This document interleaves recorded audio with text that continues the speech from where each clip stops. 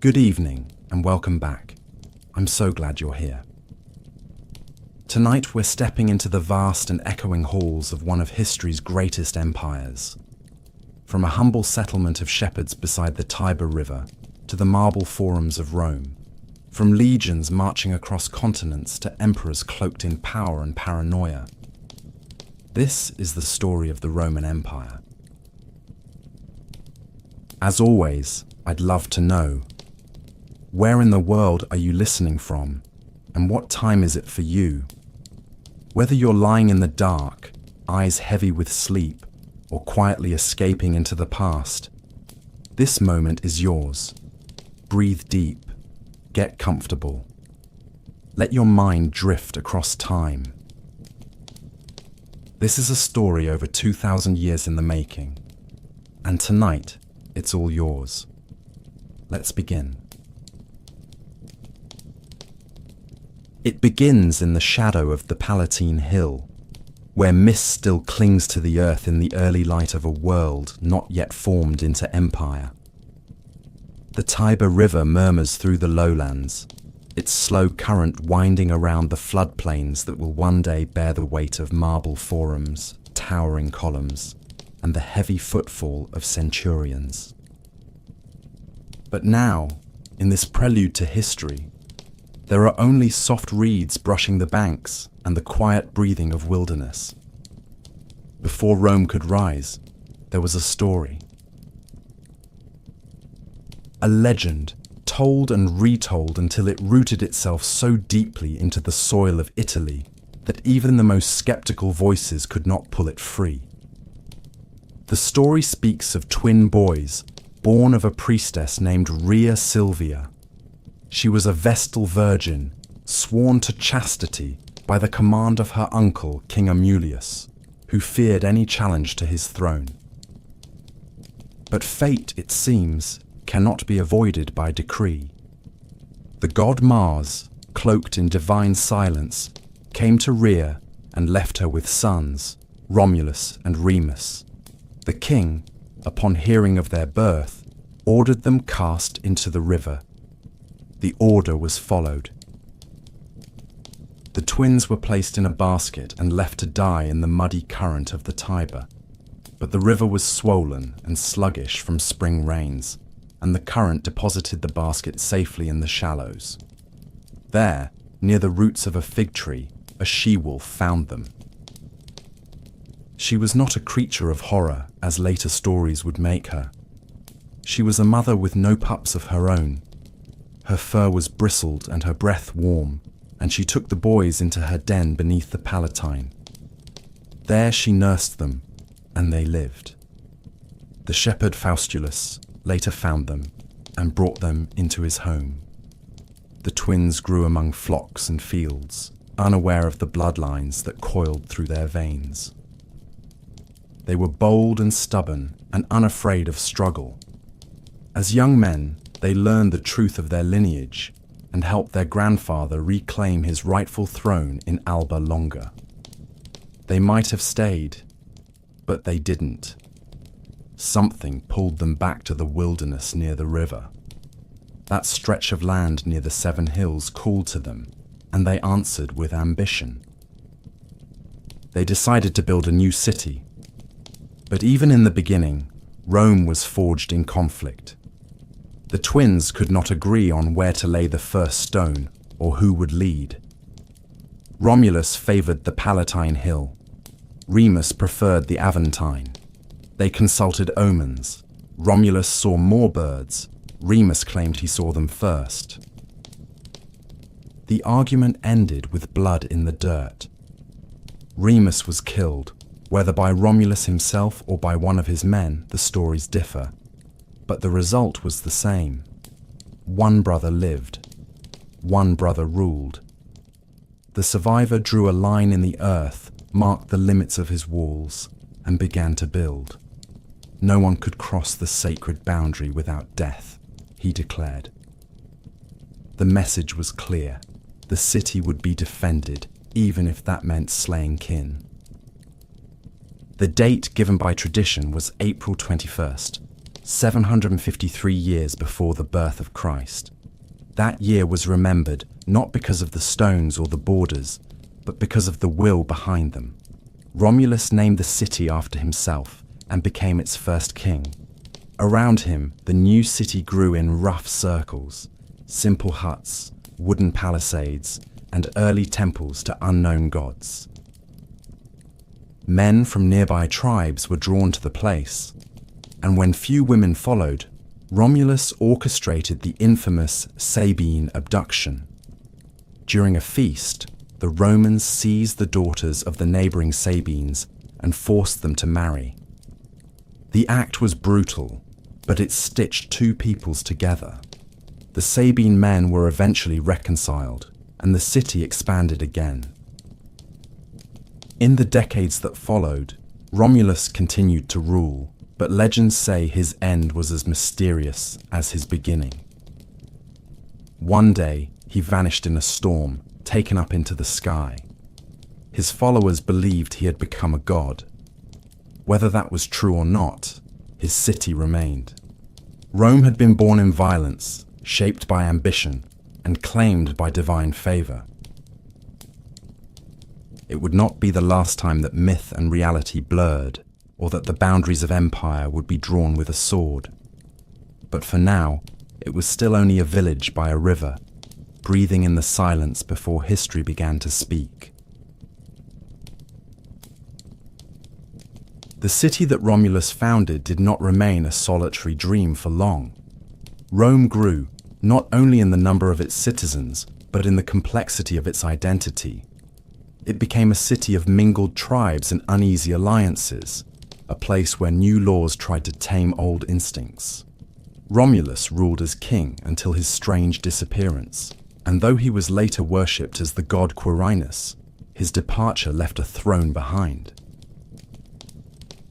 Others would sit upon it. Rome would not yet be a republic or an empire. For more than 200 years, it would be ruled by kings. According to Roman tradition, 7 kings ruled in sequence. The names of some are etched into the foundation stones of legend. The second king, Numa Pompilius, was a Sabine, said to be wise and deeply pious. While Romulus had built walls and forged weapons, Numa turned his attention to temples and time. He shaped the early calendar, created priestly offices, and taught the people to offer sacrifice and keep peace when war was not required. The rituals he established were said to be handed down from the gods themselves. Whether true or not, the people believed. The city became more than a military outpost. It became a place of rhythm and tradition, a society slowly learning the meaning of order. Other kings followed, each leaving marks that would endure. Tullus Hostilius, third of the kings, rejected peace and gloried in conquest. He destroyed the rival city of Alba Longa and transferred its nobles to Rome, expanding the Senate. Ancus Marcius built bridges across the Tiber and extended Roman influence westward. Rome was no longer a village. It was becoming a city of roads and ritual, warriors and artisans, a community bound together by shared ambition. The monarchy had power, but it was not absolute. A council of elders, the Senate, advised the king. The people were divided into tribes and curiae and participated in assemblies, even if their voices were small. In time, Rome began to change more rapidly. The last 3 kings were said to be of Etruscan origin. The Etruscans lived to the north and brought with them new ideas in engineering, religion, and symbolism. Under King Tarquinius Priscus, the Circus Maximus was begun.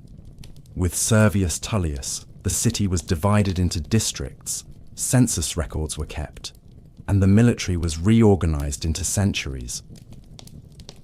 Servius was said to be born of a slave woman and rose to power through merit. His rule was long and filled with reform, but it ended in blood, as many reigns did. He was murdered by his son-in-law, a man who would become the last king of Rome. Lucius Tarquinius Superbus, remembered only as Tarquin the Proud, took the throne not by consent, but by force. He ruled with cruelty and suspicion.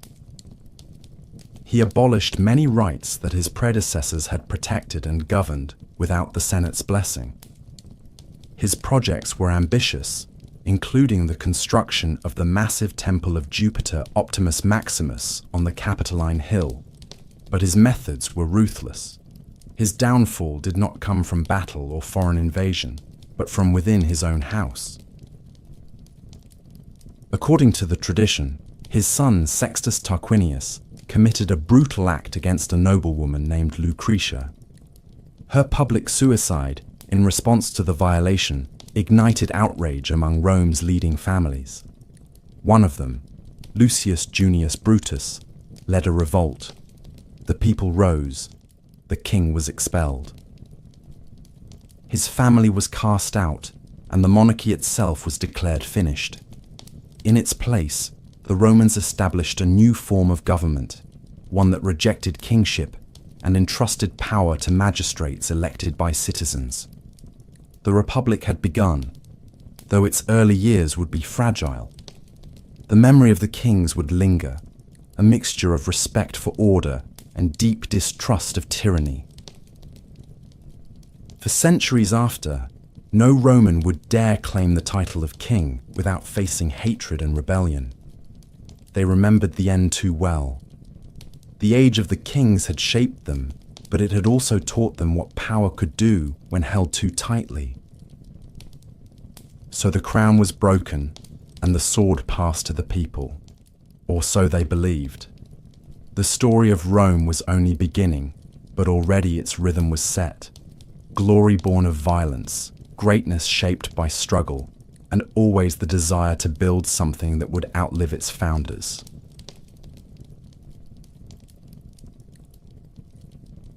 The monarchy had fallen, and in its place rose an idea, fragile and untested, carried more by hope than certainty. It was called a republic, a public thing, a res publica, and it was designed not to honor kings, but to replace them with men who held power only for a moment before giving it back. Where once there had been a single crown, there were now two consuls, elected annually, each with equal authority, their movements shadowed by the silent caution of the other. The Senate remained as an advisory body of Rome's elders, and assemblies were created to give voice to the citizens, though not all voices weighed equally. It was a system that was orderly on parchment, but real power is never so neat, and Rome, now a republic in name, would spend its earliest years struggling to decide what that truly meant.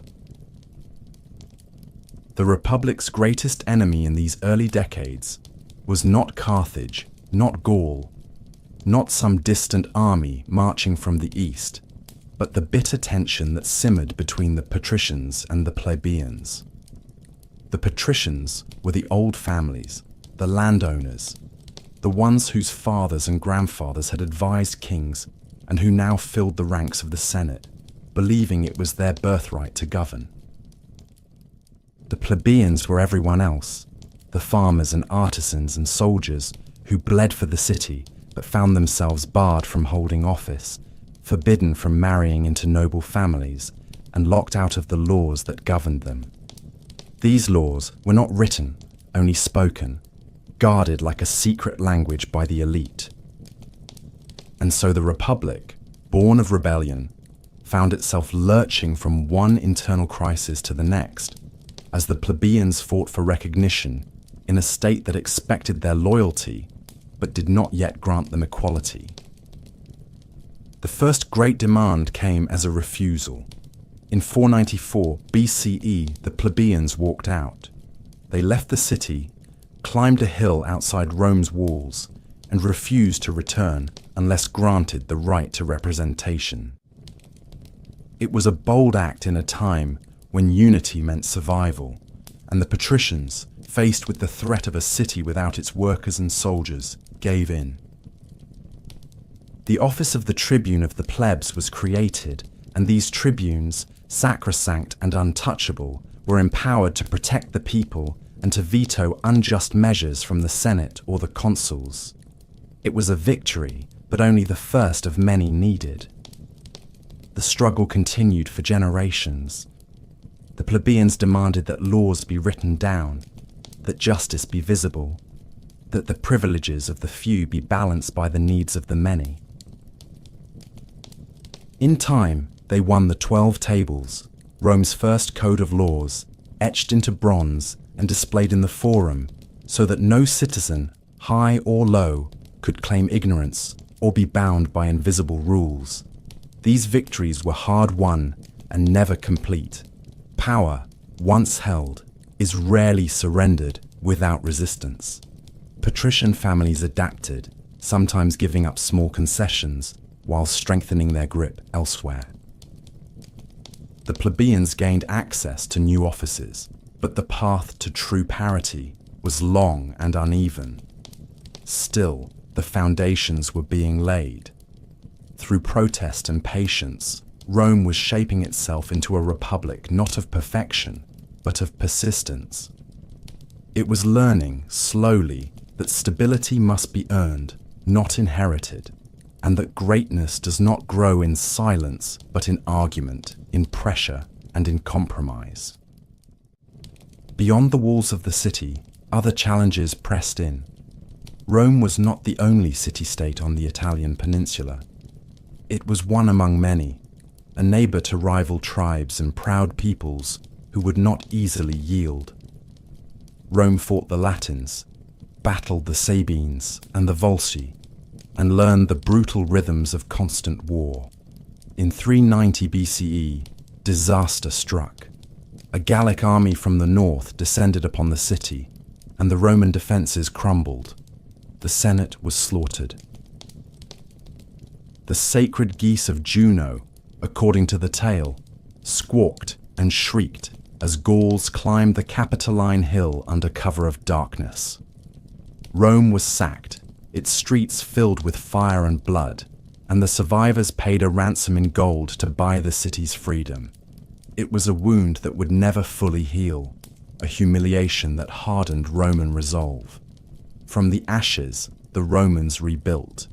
They fortified their walls, reformed their army, and vowed that such shame would never be repeated. The Republic endured. It staggered and adapted, fractured and reformed. In the space of a few generations, it became a city no longer ruled by kings, but not yet ruled by law alone. It was an organism of change, a body politic that grew stronger by breaking and repairing itself, again and again. Its citizens argued, marched, rebelled, and served. The legions were taking shape, the offices were multiplying, and the dream of a republic, still unclear in its final form, continued to pulse beneath the surface of every law, every sword, and every stone laid in the growing city of Rome. The city of Rome did not grow because it was destined to. It grew because it fought. The hills and valleys of the Italian peninsula were not empty, nor were they waiting to be ruled. They were already claimed by old cities and older traditions, by proud mountain tribes, coastal Greeks, and Etruscan kings who had ruled before Rome had even been born. Rome did not conquer Italy in a single sweep, nor did it absorb its neighbours with the ease that later poets would pretend. It fought for every mile, and the story of Rome's rise from a struggling city to the master of all Italy is a slow, bruising record of wars that wore down armies and reshaped identities, each battle leaving behind the foundations of something larger than what had come before. At first, the struggle was for survival. After the Gallic sack in 390 BCE, Rome hardened its borders and began to look beyond them. Its early expansion was not the methodical spread of an empire, but a series of tangled conflicts, retaliations, broken treaties, and territorial skirmishes. The Latin League, made up of cities that had once been Rome's equals, rebelled against Roman dominance. The response was swift and merciless. Rome dismantled the League and replaced it with a new model. Each city would be bound to Rome alone, no longer allied with one another, but tied directly through treaties, obligations, and carefully calculated rewards. This system did not grant equality, but it offered inclusion. Cities that submitted could keep their local governments, their gods, and their festivals. In return, they gave soldiers. They gave loyalty, and over time, they gave in. To the east, the fierce Samnites controlled the rugged mountains of central Italy. Rome and the Samnites would clash again and again in a series of long and exhausting wars. The Samnites were tenacious and skilled at guerrilla warfare, ambushing Roman legions in narrow valleys and rocky passes. In one of the most humiliating defeats of Roman history, Roman soldiers were forced to pass under a symbolic yoke after surrendering at the Caudine Forks. The shame lingered for years, but Rome did not forget. It regrouped, retrained, and returned. The Samnite Wars stretched across generations, but the result was inevitable. Rome's armies became more adaptable, its alliances deeper, its road systems more refined. It was not only fighting battles, it was building infrastructure for the next ones. Rome then turned south, toward the Greek colonies that dotted the coastal regions of Magna Graecia. These cities were wealthy and sophisticated, proud of their Hellenic heritage, and often disdainful of the Roman upstarts from the interior. When Rome's growing influence threatened the independence of the city of Tarentum, the Greeks appealed to a savior from across the sea. King Pyrrhus of Epirus answered the call. A descendant of Alexander the Great's generals, Pyrrhus arrived with elephants, trained phalanxes, and the confidence of someone who had won wars before. He met the Romans in battle and won, but each victory came with devastating losses.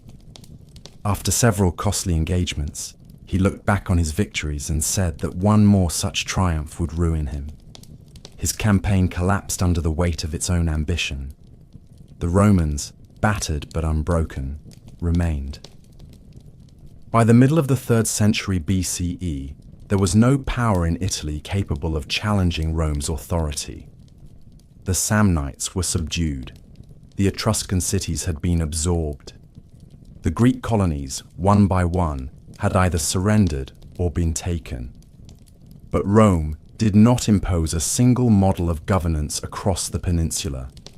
Instead, it wove a patchwork system of colonies, treaties, and citizenship rights. Some cities were granted full Roman citizenship. Others were given partial rights.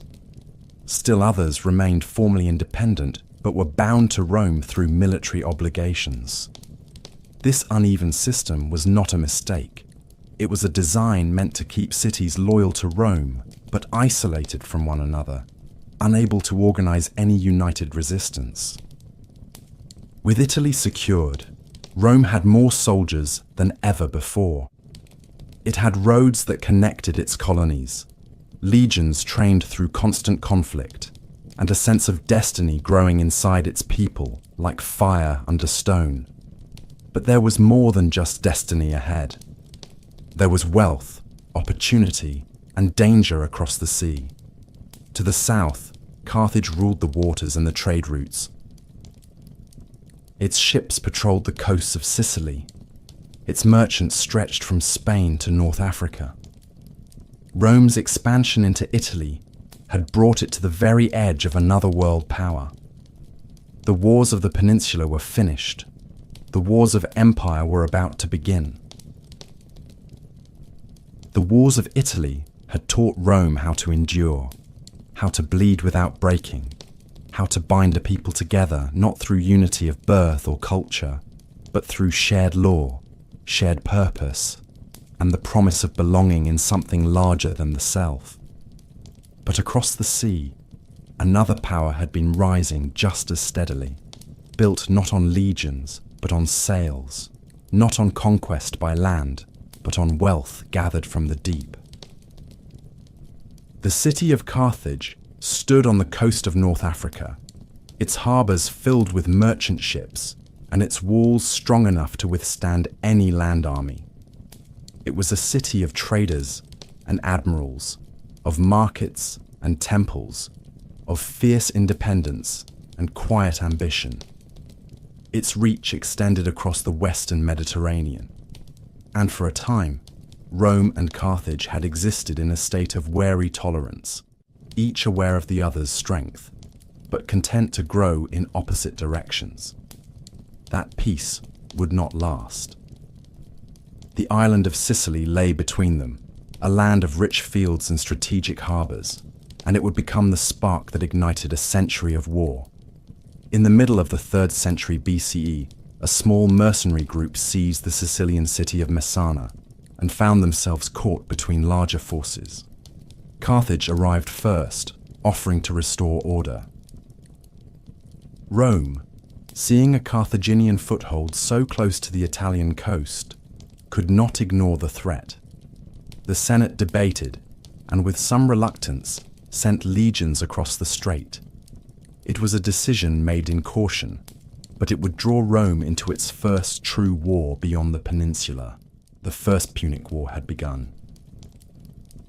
It was a conflict neither side had fully prepared for. Carthage dominated the sea, and Rome had little experience in naval warfare. But the Romans, as always, learned quickly.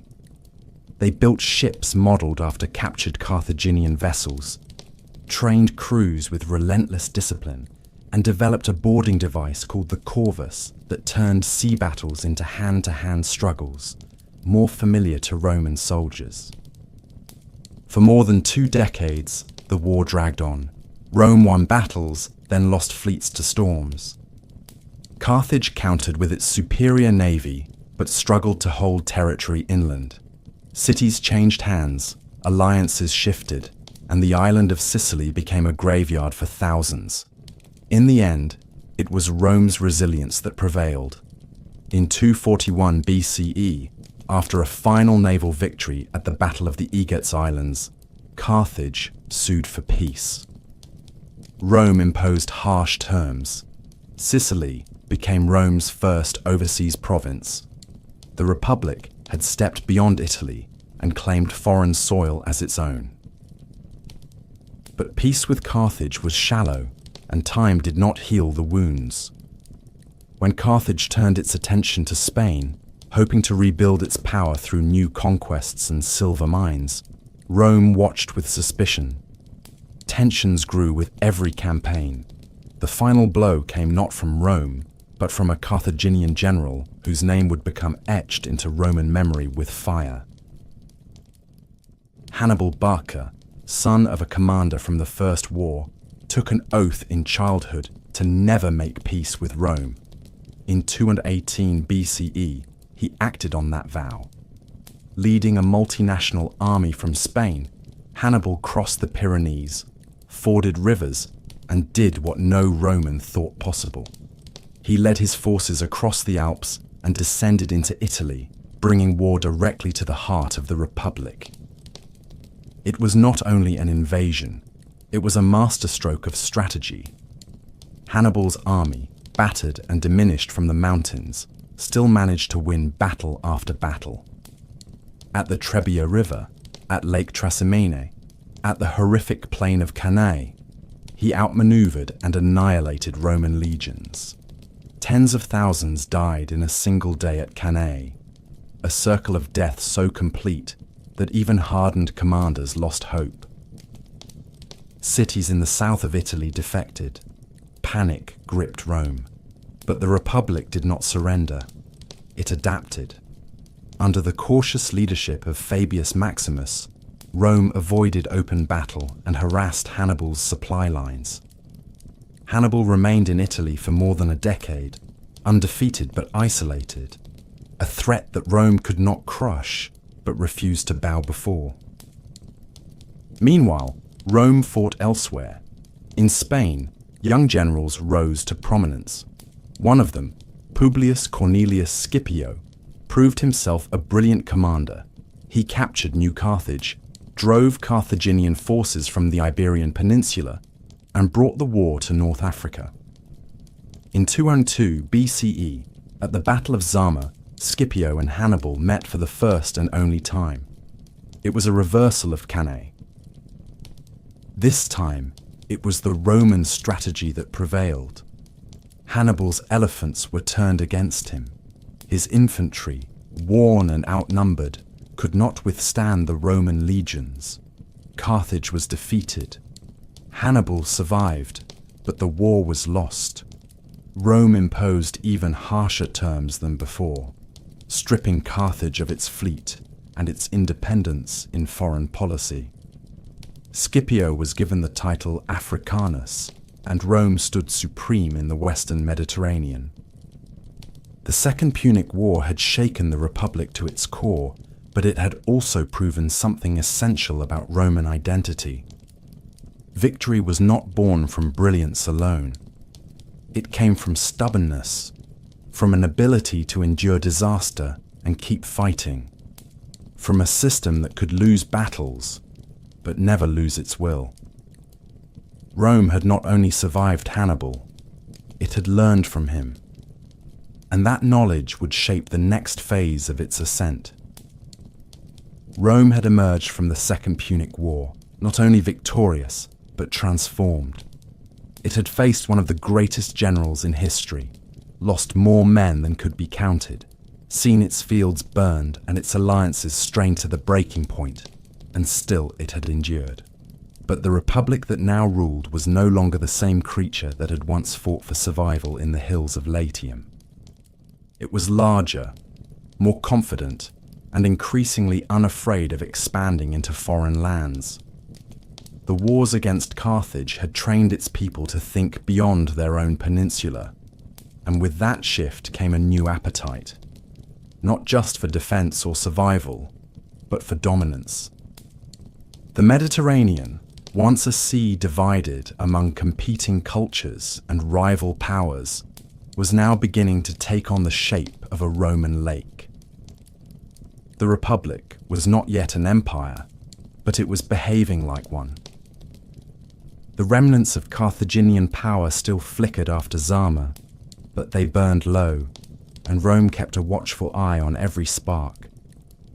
Carthage had been stripped of its navy, forbidden from waging war without Rome's consent, and crushed under a heavy burden of tribute.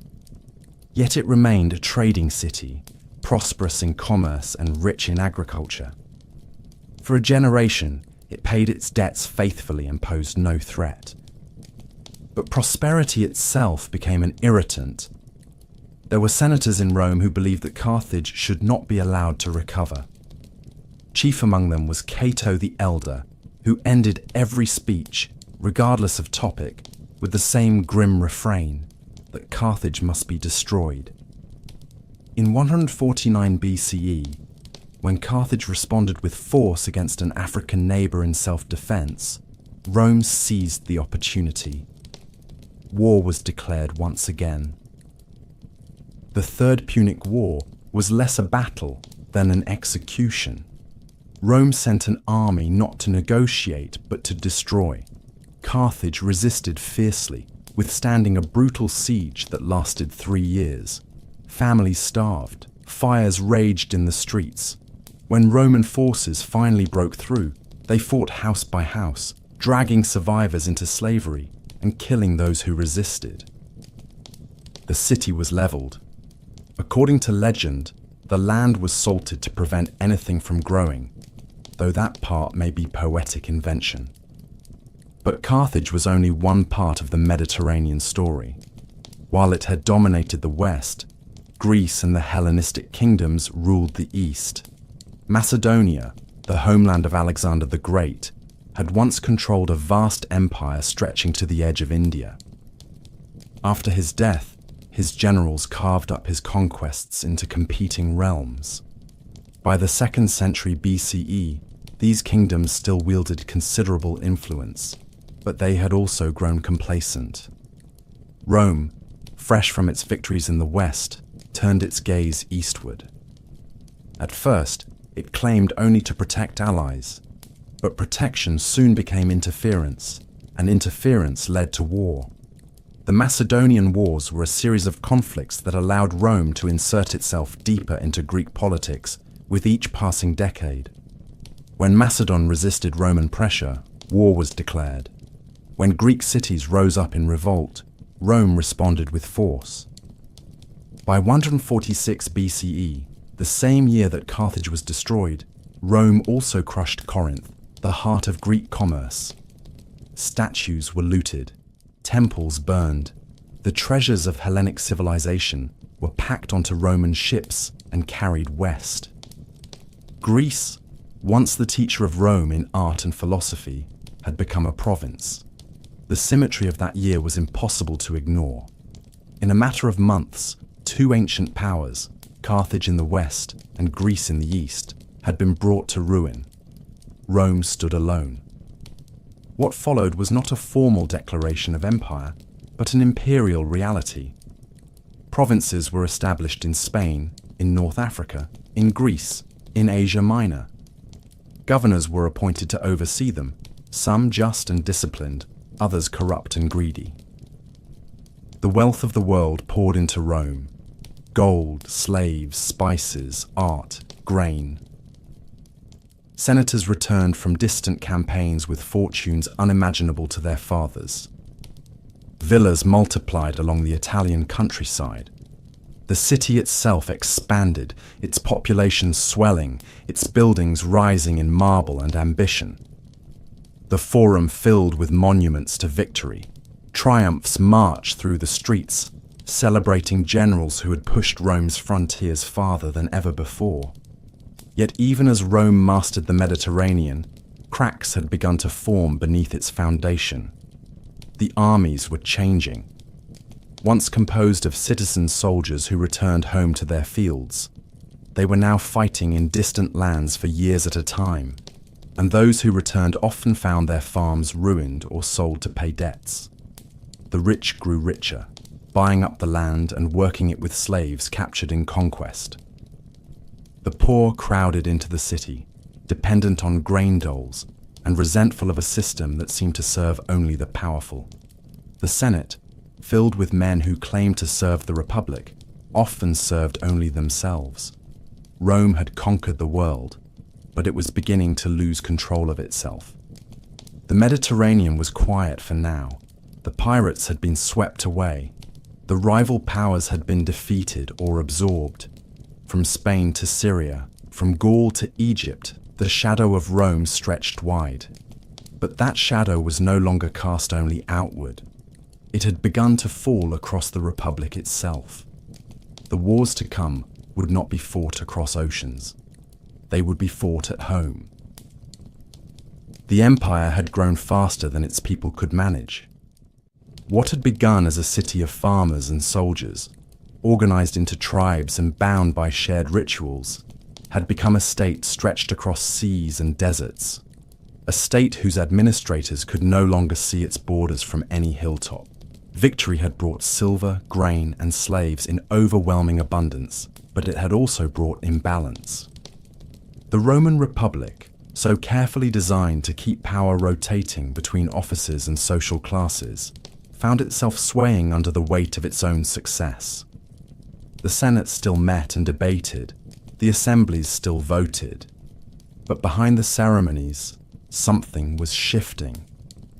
The gap between rich and poor had grown too wide, and now it began to split the foundations of the state.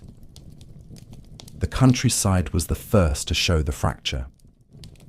When Roman citizens had gone to fight abroad, they had left behind farms, families, and livelihoods. But while they fought, their land was often seized by creditors or left to decay in their absence. The great estates, owned by aristocrats who had grown wealthy on war plunder, expanded across the Italian hillsides. These latifundia were worked not by citizens, but by slaves, many of them captured during Rome's wars in Greece, Spain, and Africa. The free farmers who had once been the backbone of the Republic returned home to find themselves dispossessed, with no land to till and no future to claim. They poured into the city, forming a restless mass of veterans and laborers who were no longer bound to the old values of the Republic, who now relied on grain distributions and promises from ambitious politicians who claimed to speak in their name. Into this volatile landscape stepped the brothers Tiberius and Gaius Gracchus. Born into a noble family, but raised with a deep sense of duty to the people, the Gracchi believed the Republic could be healed if only it returned to its roots.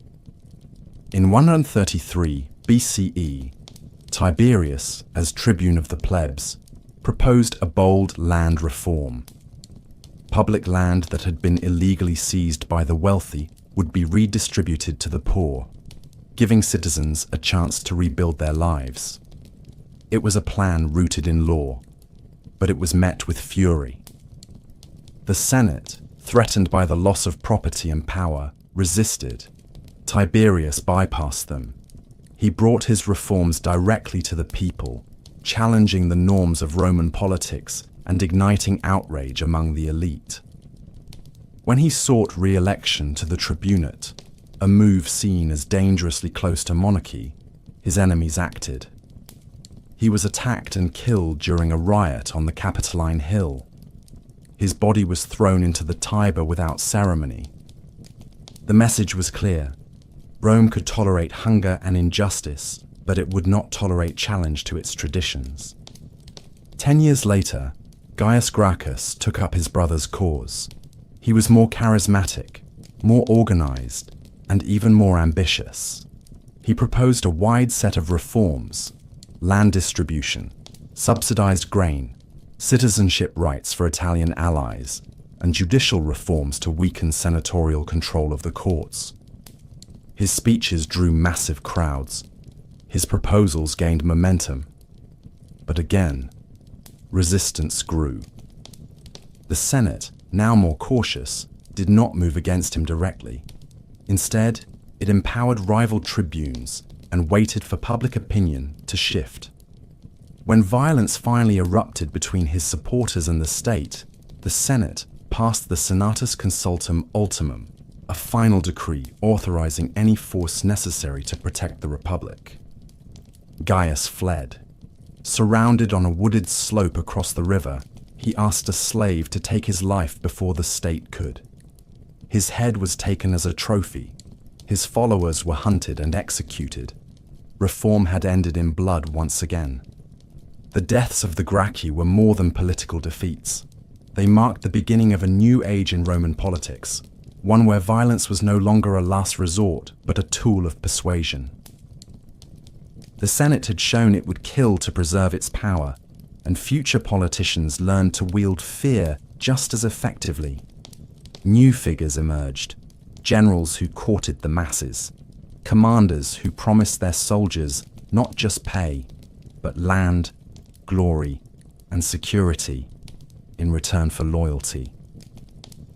One of them was Gaius Marius, a man from humble origins who rose through military achievement. He reformed the army, opening its ranks to the landless poor, who in turn became more loyal to him than to the state.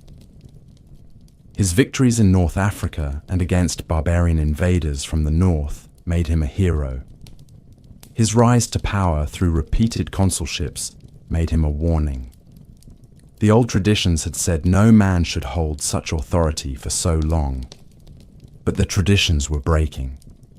Marius had shown that if the people supported you, and if the legions followed you, the old rules no longer mattered. Soon after came Sulla, an aristocrat turned general, a man who saw in Marius a rival and in the Republic a weapon to be used. When conflict broke out over command of a military campaign in the east, Sulla marched his army on Rome itself, an act that had never been done before. He entered the city, not as a statesman, but as a conqueror. He seized power, drove Marius into exile, and appointed himself dictator. When Marius returned, the city was soaked again in blood. Political enemies were hunted, their names posted on public lists, their property seized, their families destroyed. When Sulla regained control, he did the same, but more ruthlessly. He claimed to be restoring the Republic, but his methods had torn it apart. After years of violence, he retired from public life, leaving behind a government that was technically intact, but spiritually broken. The Republic had survived the Punic Wars, survived Hannibal, survived centuries of external threats. But now it was at war with itself. The streets were no longer safe, the elections were no longer honest, the Senate no longer ruled, it merely reacted. And somewhere, quietly and inevitably, the idea of Rome as a republic, of shared power and citizen governance, was beginning to fade. The people had started to look not to the law, but to the strong. They were looking for someone who could bring order, even if it came with a crown. Amid the broken promises of the Republic and the blood that had soaked the Forum stones, a new figure began to rise. His name had already echoed in Roman ears for generations: Caesar. A name descended from a noble patrician house, a name with claims to ancient gods and royal ancestors. But for most of his early life, Gaius Julius Caesar had little more than a name and ambition. He had grown up in the shadows of political purges, watched his allies fall to Sulla's prescriptions, and learned that power in Rome came not from tradition, but from timing, from influence, and most of all, from risk. He was charming, eloquent, brilliant, and tireless. He studied rhetoric, mastered law, served in the military, and climbed each rung of Roman political life with a calculated hunger that was as deliberate as it was patient. He understood the Republic not as something sacred, but as a game, and he intended to win it. Caesar aligned himself with the populares, the faction that claimed to represent the common people, though many of its champions were themselves aristocrats. He courted the urban poor with promises of reform, entertained the masses with games, and cultivated an image that blended humility with grandeur. But he did not rise alone. Rome was no longer a place where one man could succeed without allies. Caesar formed a political alliance with two of the most powerful figures of the time.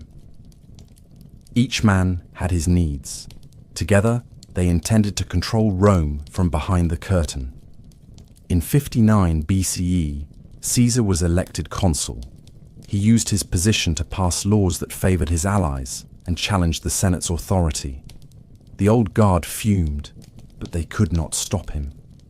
When his term ended, he secured a military command in Gaul, the broad wild land that stretched beyond the Alps and was home to dozens of tribes that had long resisted Roman control. What followed was one of the most remarkable campaigns in Roman history. For nearly a decade, Caesar fought and conquered in Gaul, defeating coalition after coalition, crossing rivers, building fortifications, and bending the region to Rome's will. He crossed into Britain, the edge of the known world, and returned with stories that only deepened his legend. He wrote detailed accounts of his campaigns, sending them back to Rome where they were read aloud like epics. The people loved him, his soldiers adored him, his enemies feared him, and all the while he grew more powerful than any Roman had ever been without wearing a crown. But power cannot be shared indefinitely. Crassus died in battle in the east, trying to match Caesar's glory. Pompey, left in Rome, grew distant and suspicious. The Senate, led by Caesar's rivals, sought to strip him of command and bring him to trial. They feared what he had become. They feared what he might do. Caesar was ordered to return to Rome, but only if he left his army behind. It was a line drawn not in law, but in fear.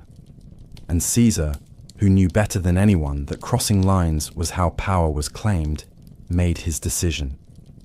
In 49 BCE, he led his army across the Rubicon River, a shallow stream that marked the boundary between his province and Italy proper. It was an act of treason. It was also a declaration. He had chosen civil war over submission. According to tradition, as he crossed the river, he said the words that would echo for centuries. The die is cast. Rome erupted into chaos. Pompey fled to the east, gathering an army in Greece. Caesar pursued him across the sea. The two men who had once stood side by side as allies now faced one another on the battlefield. At Pharsalus, in 48 BCE, Caesar's forces crushed Pompey's despite being outnumbered. Pompey escaped to Egypt, where he was murdered by a local court, hoping to please the victor. Caesar arrived soon after and was presented with Pompey's severed head. He did not smile. He wept. Whether out of sorrow or strategy, no one could say for certain. He lingered in Egypt, entangling himself in the dynastic struggles of the Ptolemies and aligning himself with Cleopatra, a brilliant and charismatic queen who would become his lover and the mother of his only known son. Together they traveled the Nile. Together they dreamed of what might come next. When Caesar returned to Rome, there was no one left to oppose him. He was appointed dictator, first for a year, then for 10, then for life. He reformed the calendar, revived the Senate with new members, planned colonies for veterans, and introduced laws meant to ease debt and control grain supply. He refused to act like a king, but he accepted honors that blurred the difference. Statues were raised. His image was printed on coins. He sat on a golden chair in the Senate, wore a purple robe, and answered only to himself. The Republic had become a memory, and in that memory, resentment stirred. On the Ides of March, the 15th day of the Roman month, in 44 BCE, Caesar entered the Senate house, unaware or unwilling to believe the danger that awaited him. A group of senators, many of them former allies, gathered around him with concealed blades. They stabbed him, one after another, more than 20 times. He fell at the foot of a statue of Pompey, the man he had once defeated, and died with no final words that history could confirm. The conspirators thought they had saved the Republic. Instead, they opened its final wound. Caesar's death did not restore the old order. It shattered what little remained. Rome would bleed again, this time not over policy or law, but over the question of who would rule the ruins he left behind. In the weeks that followed Caesar's murder, the streets of Rome filled with murmurs and unease. The conspirators had believed the Republic would spring back to life, but the Republic no longer breathed on its own. It had become a fragile memory, too battered by years of corruption and violence to reassemble itself, simply because a tyrant had fallen. The Senate had no plan beyond Caesar's death. The people, shocked and uncertain, did not cheer. They grieved. They poured into the forum, where Mark Antony, Caesar's loyal general and fellow consul, stood before them with fire in his voice and grief in his eyes. He read Caesar's will aloud. He named Caesar's heir. He showed them the bloodied cloak. And with every word, the crowd shifted from confusion to fury. Rome did not rise to restore the Republic. It rose to avenge Caesar. The man named in Caesar's will as his adopted son and political successor was not a celebrated general or a seasoned senator. He was a teenager. His name was Gaius Octavius, and at the time of Caesar's death, he was in Greece, completing his studies and gathering no particular fame. But when he received the news and the name, he did not hesitate. He crossed the sea, entered Rome with quiet confidence, and began to gather allies. He was young, but not foolish. He did not attack the Senate. He He did not shout or boast. He negotiated. He watched. He waited. And when the moment was right, he joined forces with Mark Antony and Marcus Lepidus to form a new ruling alliance, a second triumvirate given legal power by the state to crush the assassins and restore order. Together, they hunted down Brutus and Cassius, the leaders of the conspiracy, and defeated them at the Battle of Philippi in 42 BCE. The men who had tried to save the Republic ended their lives by their own hands on a distant battlefield, far from the city they had hoped to preserve. But no alliance in Rome was built to last. Octavian and Antony soon turned on one another, their rivalry growing more dangerous with every province they claimed. Antony settled in the east, where he fell further under the influence of Cleopatra. Their union was both romantic and political, and it stirred deep suspicion in Rome. Octavian stayed in the west, consolidating his power, portraying himself as the guardian of Roman tradition and quietly preparing for the inevitable confrontation. The Senate, weary of civil war and hungry for stability, backed the man who promised to defend Roman values. In 31 BCE, the two sides clashed at sea near the promontory of Actium. Octavian's forces prevailed. Antony and Cleopatra retreated to Egypt, where they later died by their own hands rather than face the humiliation of capture. With their deaths, the last obstacle was removed. Octavian stood alone, but he did not declare himself king. He knew Rome too well. Instead, he accepted honors granted by the Senate, allowed them to crown him with new titles, and claimed only to restore the Republic. In 27 BCE, he took the name Augustus, meaning the revered one. He styled himself as Princeps, the first citizen, a man of the people, a servant of the Senate. Yet in truth, his power was absolute. The Senate acted at his direction. The armies swore loyalty to him. The provinces answered to his governors. And the people, weary of chaos, welcomed him with open arms. He was not the destroyer of the Republic. He was its transformation. Under Augustus, Rome entered a period of remarkable peace and prosperity. It would later be called the Pax Romana, the Roman peace, a time when the frontiers were secured, trade flourished, and cities across the empire blossomed under the protection of Roman law and order. Augustus reformed the tax system, strengthened the borders, built roads and aqueducts, and patronized the arts. He filled the city with marble as he had promised, and made Rome not just a political capital, but the glittering heart of an empire. He reshaped the military into a professional force loyal to the state, not to individual generals. He established the Praetorian Guard to protect his person and maintain security in the capital. He reigned for more than 4 decades, long enough for an entire generation to grow up knowing no ruler but him. But beneath the calm surface, the structure he built remained fragile. His succession was never clearly settled. He had no surviving sons. He adopted relatives, planned for heirs, but watched many of them die before him. In the end, he chose his stepson Tiberius, a capable but brooding man who lacked his charisma.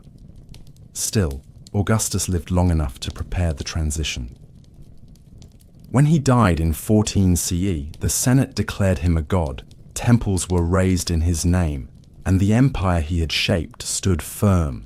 The Republic was gone in all but name, replaced by something new, something more enduring. The people had not resisted. They had accepted the trade. Chaos for order, violence for stability. The vote for a voice that could still be heard, even if it was no longer decisive. Rome had passed from the age of citizens to the age of emperors, and the world, from the dusty hills of Judea to the windswept shores of Britannia, now answered to the will of one man. When Augustus died, he left behind more than a city of marble and an empire of provinces.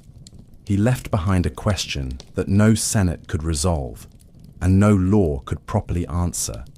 Who would rule next? The Republic had always chosen its leaders in theory, but the empire Augustus built could not afford a power vacuum or a contested election. The soldiers needed orders, the governors needed directives, the borders needed defense, and the people, now accustomed to decades of calm, needed a name to place at the top of their prayers and petitions. That name became Tiberius, a man who had not sought power but accepted it out of duty and inheritance. He was the stepson of Augustus, a seasoned general and a man of cautious temperament.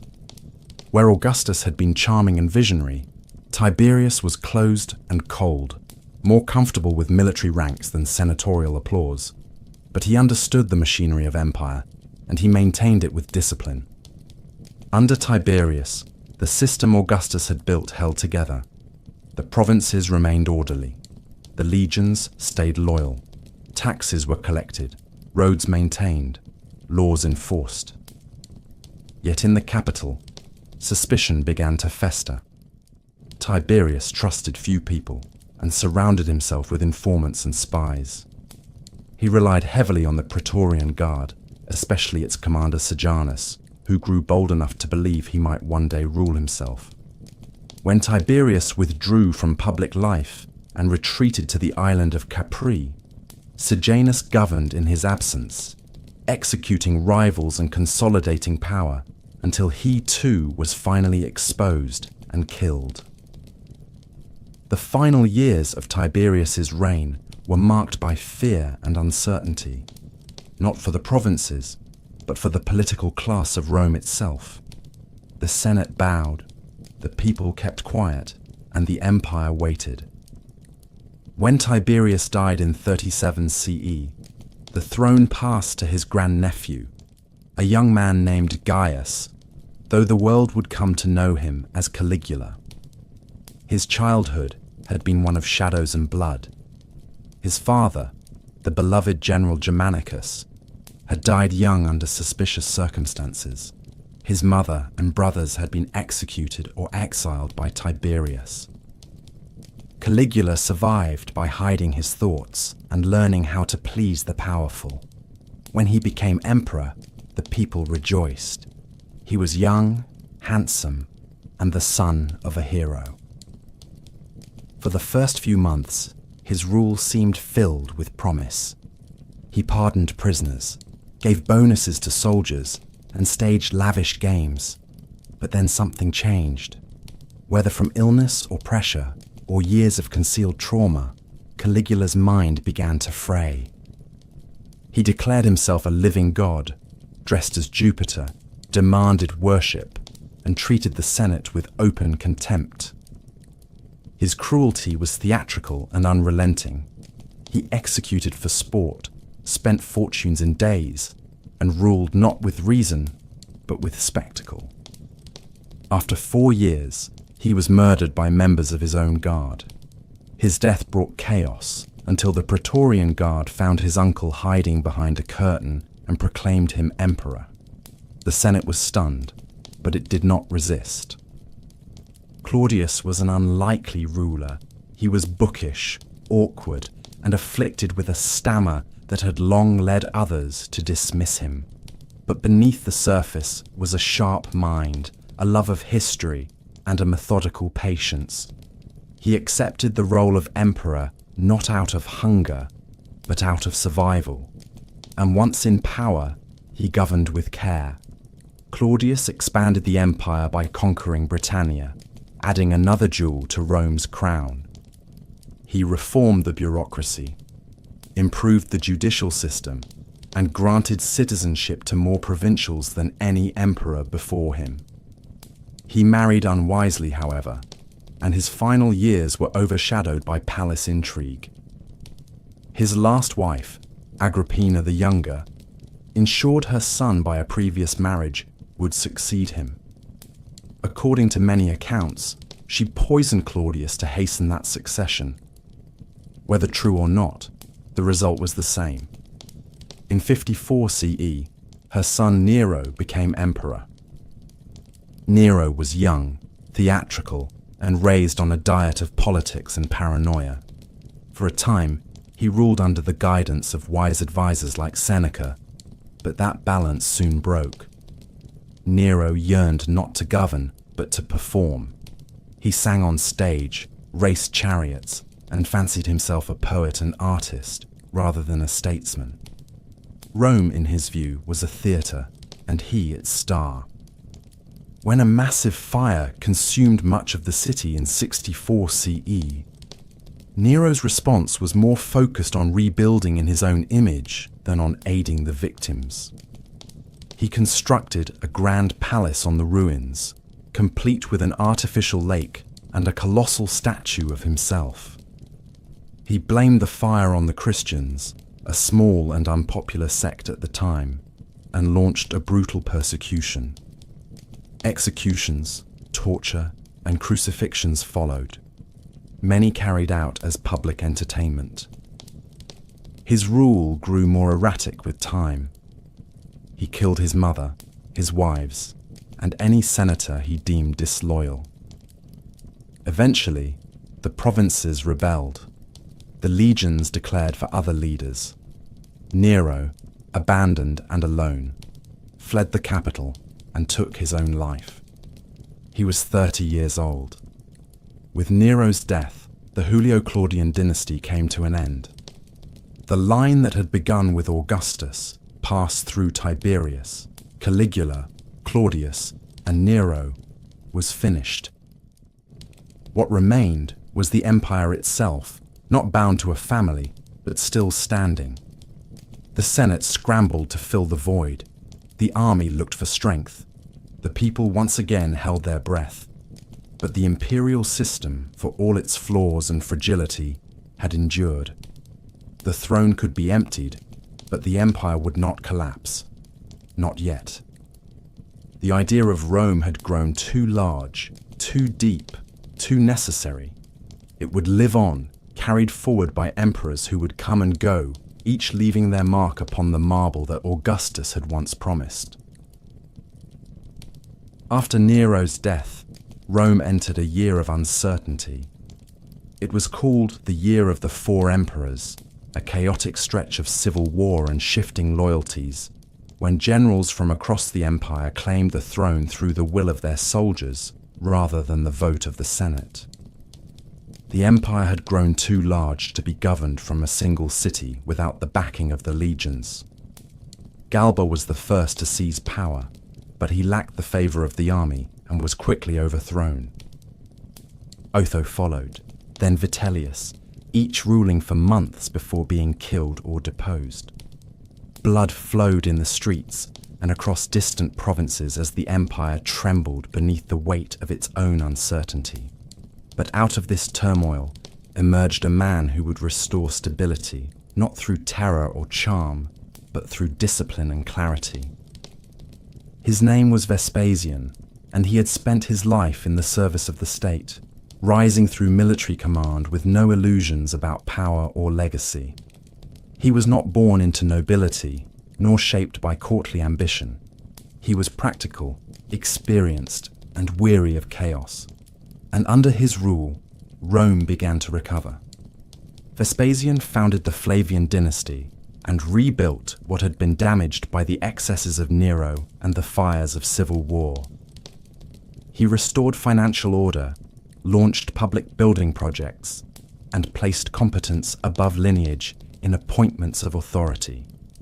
It was under him that the Colosseum began to rise in the heart of Rome, a monument to both spectacle and imperial strength. His sons, Titus and Domitian, succeeded him in turn. Titus, remembered for his kindness and decisiveness, reigned during the eruption of Mount Vesuvius and the destruction of Pompeii and Herculaneum.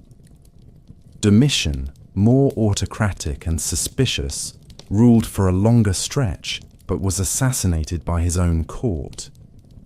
The dynasty ended with his death. but the structure of the empire, now reinforced and more securely administered, endured. The Senate, in rare agreement with the military, chose a successor not from blood, but from merit. That choice would begin what later historians called the era of the 5 good emperors. The first of them was Nerva, an elderly senator with no children and no delusions of eternal rule.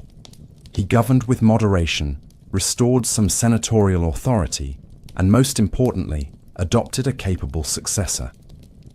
That man was Trajan, a Spanish-born general whose leadership would carry Rome to its greatest territorial extent. Trajan was bold and ambitious, beloved by the legions, and tireless in pursuit of conquest. He marched east, defeating the Dacians and seizing their gold mines. He extended Roman influence deep into the Near East, capturing Armenia, Mesopotamia, and reaching as far as the Persian Gulf. The empire, under his command, stretched from the shores of the Atlantic to the deserts of Arabia, from the forests of Britannia to the edge of the Indian world. It was a scale no Roman had ever imagined, and Trajan stood at its center, admired not only for his victories, but for his fairness and dignity. When Trajan died, he was succeeded by his adopted son Hadrian, a man of intellect and restlessness, more interested in securing the empire's borders than in expanding them. He abandoned some of Trajan's eastern conquests, understanding that an empire too large would crumble from within. He traveled constantly, inspecting cities and fortresses, issuing reforms, commissioning architecture, and promoting Greek culture alongside Roman tradition.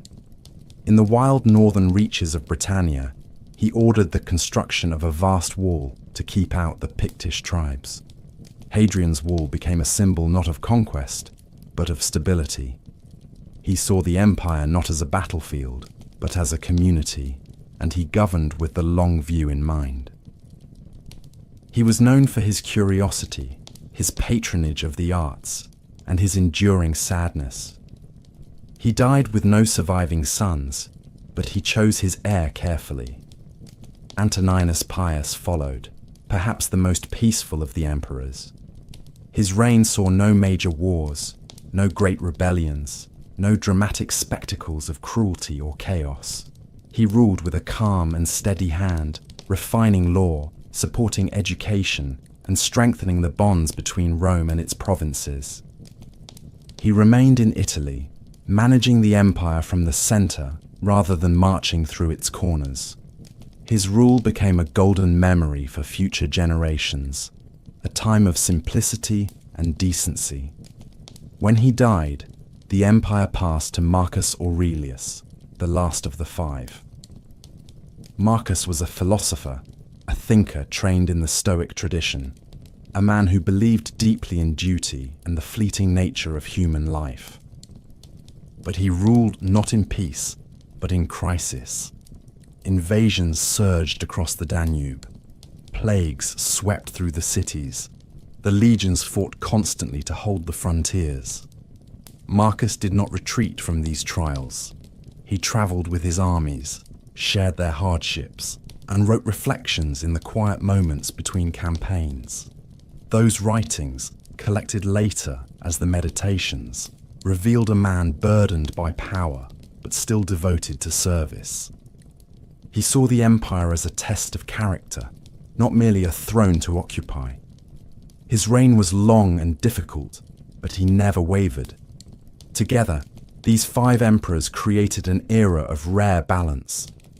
The empire was ruled not by inheritance or whim, but by chosen leaders who placed stability above vanity. The Senate retained respect, the people were fed, the provinces were protected. Rome had become a civilization not only of conquest, but of law, architecture, philosophy, and culture. It had reached its height. The machine was running smoothly, but all golden ages end, not in fire at first, but in silence. When Marcus Aurelius died in 180 CE, he did what none of his predecessors had done. He gave the empire to his son. That son was Commodus, and with that decision, the long ascent of Rome would begin to turn. To live in the Roman Empire during the Pax Romana was to live in the stillness between storms. It was a time when the world felt whole, as if its edges had been stitched together by Roman roads and Roman law, as if there were no land left unconquered, no sea left wild. This peace, lasting nearly 2 centuries from the rise of Augustus to the death of Marcus Aurelius, was not without its shadows. There were skirmishes along the borders, revolts in forgotten corners, outbreaks of plague and poverty, but for most of the people within the empire's vast reach, this period was as close to order as any civilization had ever known. The Pax Romana was not peace in the modern sense. It was a quiet enforced by legions, a balance kept through discipline, a stillness that came not from kindness, but from power. And yet, for those who lived under its shadow, it was real. The empire stretched across continents. It moved from the rocky coasts of Hispania to the dark forests of Germania, from the windswept cliffs of Britannia to the heat of Egyptian deserts. It touched the mountains of Armenia, the olive groves of Greece, the markets of Syria, and the shores of North Africa. More than 50 million people lived beneath its banner. They spoke dozens of languages, worshipped hundreds of gods, and followed customs that had been ancient before Rome was born. And yet, through an intricate network of governors, magistrates, military outposts, and trade routes, Rome managed to bring a strange kind of unity to it all, not through erasure, but through absorption. The empire did not wipe out local traditions. It often let them live, so long as taxes were paid, loyalty was given, and rebellion stayed far from the streets. Life within the cities was a rhythm of noise and structure. Rome itself had become a crowded capital of marble and smoke, filled with bathhouses, temples, amphitheatres, and tenement buildings that leaned against one another like exhausted soldiers. The poor lived in multi-story apartment blocks called insulae, packed tightly with families who cooked over open flames and fetched water from public fountains. The wealthy lived in sprawling villas, surrounded by mosaics, fountains and courtyards, their walls covered in frescoes that told stories of gods and heroes. The air was filled with the smells of oil and ash, wine and sweat, spices from distant ports, and incense from a dozen temples. Merchants shouted prices in the markets. Schoolboys recited Virgil in dusty courtyards. Senators passed through shaded porticos in long robes, their faces etched with the burden of ritual. It was a world of order and ambition, where social rank shaped every glance and gesture. In the provinces, life varied. Some towns looked like miniature Romes, complete with forums and aqueducts, arches and roads paved in stone. In Gaul, Roman culture blended with Celtic traditions. In Egypt, ancient temples stood beside Roman garrisons. In Judea, tensions simmered beneath the surface as local customs clashed with imperial demands. But everywhere, the infrastructure of Rome followed. Roads were built to last, linking far-flung regions in a web of stone that allowed legions to march swiftly and messages to travel farther than ever before. Ships carried grain from Alexandria to feed the capital. Olive oil moved from Hispania.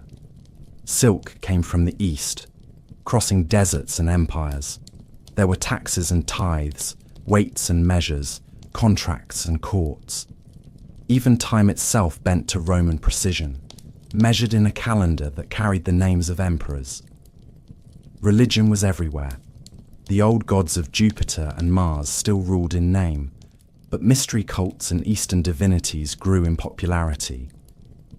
People worshipped Isis from Egypt, Mithras from Persia, and newer faiths that promised salvation and eternity. One of these, Christianity, still small and scattered, had begun to spread quietly from village to village, carried by letters, rumors, and converts who believed that the empire's greatness could not match the power of a suffering God. For now, it remained underground, tolerated or ignored by most, occasionally persecuted when it threatened the harmony of tradition. But it would not remain in shadows forever.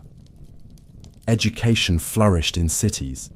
Boys of status were trained in rhetoric, logic, and law, their futures shaped toward public life or legal argument.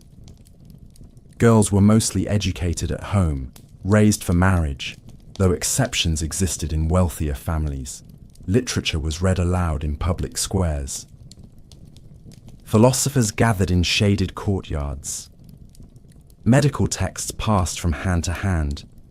The arts thrived not only in marble statues and temple carvings, but in household decoration, in music played during banquets, in stories whispered by candlelight. Roman engineers constructed aqueducts that carried fresh water over mountains. They built bridges and theatres, basilicas and fortresses. Their tools were simple, but their vision was vast. Yet for all the structure, the hierarchy was clear. Most of the empire's people lived not in wealth, but in labour. Farmers worked the land for landlords they rarely met. Artisans struggled to survive in crowded cities.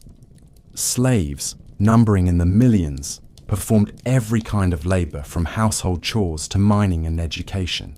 A slave could be born into bondage, captured in war, or sold by poverty. Freedom was possible, but not guaranteed. The empire was a pyramid of privilege, and the weight of it rested on the backs of many. Still, it worked. It held. It endured longer than any other system of its kind had ever done. For nearly 200 years, through good emperors and bad, through minor wars and minor plagues, the empire functioned. Its people lived and died in its embrace, often never seeing the marble heart of the city that ruled them. Rome had created not just a capital, but a way of life. A pattern that promised order in exchange for obedience. Peace in exchange for silence. Bread and circuses in exchange for power. It was a bargain that many accepted, and for a time, it seemed eternal. But time does not freeze, even under stone arches and painted ceilings. The next century would bring new trials. The borders would crack. The legions would turn on each other. The gods would be challenged. And the peace that had held the world together would begin to unravel, thread by thread. There was no loud collapse. There was no single spark or thunderclap. The fall began like all falls do, not with drama, but with a quiet shift that went unnoticed until it was already too late.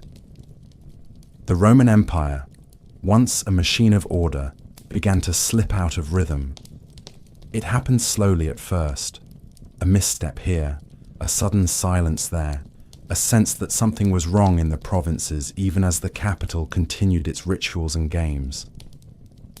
Then the cracks widened. The year was 180 CE when Marcus Aurelius died, and with him ended the line of emperors who had ruled with wisdom and restraint. His son Commodus inherited the throne, not through merit or adoption, but through blood, and the consequences of that choice would echo for generations. Commodus was not the worst of men, but he was unprepared to rule an empire. He was raised in privilege, obsessed with his image, and fascinated more by spectacle than by administration. He styled himself a gladiator, fought in the arena, and saw governance as a stage where he alone deserved applause. The Senate grew resentful. The military grew wary, and the empire, for the first time in a long while, felt rudderless. Commodus was eventually assassinated in a palace conspiracy, strangled in his bath by a wrestler while Rome prepared for the new year. His death did not bring order. It opened the gates to chaos. In the decades that followed, the empire unraveled. Between 235 and 284 CE, more than 20 emperors rose and fell, most of them military generals proclaimed by their troops in distant provinces. Few died of old age. Most were killed in battle, murdered by their own men, or executed by rivals. Rome had become a battlefield not of nations, but of ambition. The throne was no longer a symbol of law. It was a prize seized by force and abandoned in blood. Armies turned inward, fighting each other instead of defending the frontiers. Provinces rebelled, entire regions broke away. In Gaul, a splinter empire declared independence. In the east, the city of Palmyra rose under Queen Zenobia and carved out its own dominion. Rome no longer ruled the world. It was struggling to rule itself. As if internal collapse were not enough, disaster came from beyond. Germanic tribes pushed across the Rhine and Danube. The Sassanid Empire in Persia invaded from the east. Cities were sacked. Legions were routed. For the first time in centuries, the empire's borders were breached not as exceptions, but as patterns. Villages burned, fortresses fell. The illusion of eternal control shattered, trade slowed, coinage devalued, famine and plague returned. In some cities, the population fell by half. The streets that once rang with marble and voices echoed instead with fear and decay. The people whispered that the gods had turned their backs, that the empire had been punished for pride, that the end had come at last. And yet, the empire did not fall. In the middle of the storm, a few figures rose to hold the line. Among them was Emperor Aurelian, a soldier hardened by the frontier, who marched with relentless energy to restore what had been lost. He reconquered the breakaway regions, defeated the Eastern Queen who had defied Roman authority, and crushed the invaders who had dared breach the northern borders. He was given the title Restitutor Orbis, Restorer of the World. He built walls around Rome itself, sensing that even the capital was no longer immune to danger. He ruled with discipline and clarity. But like so many before him, he was betrayed by his own men and died before his vision could fully take shape. The crisis of the 3rd century was not a single event. It was a long unraveling of confidence, a generation of fear and fire, when the empire seemed to move only from one emergency to the next. The system that had once seemed so eternal proved frighteningly fragile. It had expanded too far. It had depended too heavily on the loyalty of armies and the illusion of unity. It had failed to create a true succession. But even as the old forms cracked, something new began to stir beneath them. The empire had not died. It had changed. It had bent under pressure, but had not broken. And on the horizon, a new kind of emperor was rising. One who would no longer pretend that the Republic still lived. One who would accept the empire for what it had become and shape it with fire and reform. The Roman world stood at a crossroads. It had survived a storm that should have ended it. But the cost was written across every scarred city wall and every broken coin. The next age would not be a return to the past. It would be something else. Something harder. Something that would transform Rome forever. By the time Diocletian took the throne, the empire was exhausted. It had bled from too many wounds, buried too many emperors, and lost too much ground to trust in luck or tradition. When Diocletian rose from the ranks of the military in 284 CE and claimed power not by birthright but by control of the army, few could have guessed that he would become one of the most transformative figures in Roman history. He did not come with grand speeches or sweeping charisma. He came with structure. And that was what Rome needed most. Not another hero, not another myth, but a man who could stop the bleeding and teach the empire how to breathe again. The world Diocletian inherited was no longer one city ruling many. It was a fragile sprawl of provinces, cultures, languages, and crumbling frontiers. He understood that no single man could rule it all, not even with divine favor or military force. So he created something new. He divided the empire, not into chaos, but into symmetry. He appointed a co-emperor, Maximian, and gave him control of the western provinces, while Diocletian ruled the east. Together, they ruled as equals, each bearing the title of Augustus. Then they appointed 2 junior emperors beneath them, Caesars, who would assist in governance and be prepared to succeed them. This system, called the Tetrarchy, was designed not for glory, but for function. It gave the empire 4 centers of authority, 4 capitals, 4 pairs of hands to grasp the reins. It was not a return to the old republic. It was something entirely new. But Diocletian did not stop with the Tetrarchy. He reformed the army, increased its size, and stationed it more strategically along the borders. He revised the tax code, introduced new currency, and built bureaucracies capable of managing the daily burden of empire. He demanded loyalty not just to the state, but to the person of the emperor, elevating his own image with titles and ceremonies that had once been foreign to Roman tradition. He wore jeweled robes, required subjects to bow before him, and called himself Dominus et Deus, Lord and God. The emperor was no longer a first citizen. He was a sacred figure, removed from the Senate and the people, a being of order above the chaos of the world. It was a sharp break from the past. But the past had failed. Diocletian had no use for nostalgia. He also turned his attention to religion. The Roman world was full of gods, old gods, new gods, gods from Egypt, Persia, and the East. But one faith in particular unsettled him.